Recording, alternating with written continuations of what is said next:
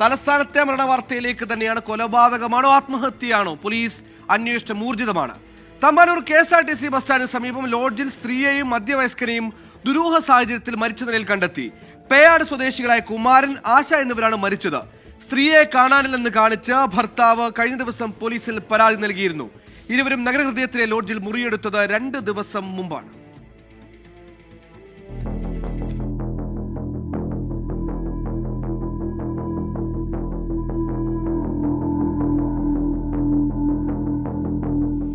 രണ്ട് ദിവസം മുമ്പാണ് കുമാരൻ തമ്പാനൂർ ബസ് സ്റ്റാൻഡിന് സമീപത്തെ കൊടിയിൽ ടൂറിസ്റ്റ് ഹോമിൽ മുറിയെടുത്തത്. ആശ എത്തിയത് ഇന്നലെ. ജീവനക്കാർ മുറി വൃത്തിയാക്കുന്നതിനായി പലതവണ മുട്ടി വിളിച്ചിട്ടും പ്രതികരണമുണ്ടായില്ല. ഇതോടെ തമ്പാനൂർ പോലീസിനെ വിവരമറിയിച്ചു.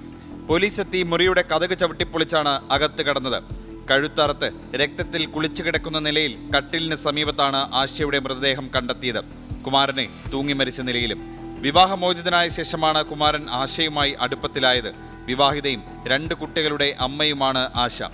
ആശയെ കാണാനില്ലെന്ന് കാണിച്ച് ഭർത്താവ് കഴിഞ്ഞ ദിവസം വിളപ്പിൽശാല പോലീസിൽ പരാതി നൽകിയിരുന്നു. ഇന്നലെ രാവിലെ 5:30 മുതൽ കാണാതായെന്നാണ് പരാതി.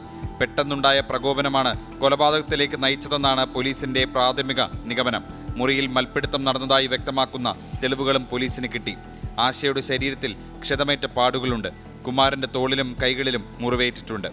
ഇൻക്വസ്റ്റ് പോസ്റ്റ്മോർട്ടം കഴിഞ്ഞിട്ട് മാത്രമാണ് നമുക്ക് പറയാൻ പറ്റുള്ളത് ഇതൊരു ഡബിൾ സൂസൈഡ് കേസാണോ ഒരു ഹോമിസൈഡ് സൂസൈഡ് കേസാണോ എന്ന്.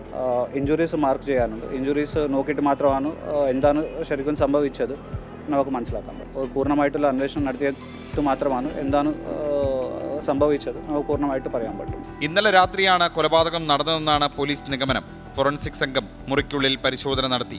വിശദമായ അന്വേഷണത്തിലൂടെ കൊലപാതക കാരണം വ്യക്തമാകുമെന്ന് തമ്പാനൂർ പോലീസ് അറിയിച്ചു. 24 തിരുവനന്തപുരം.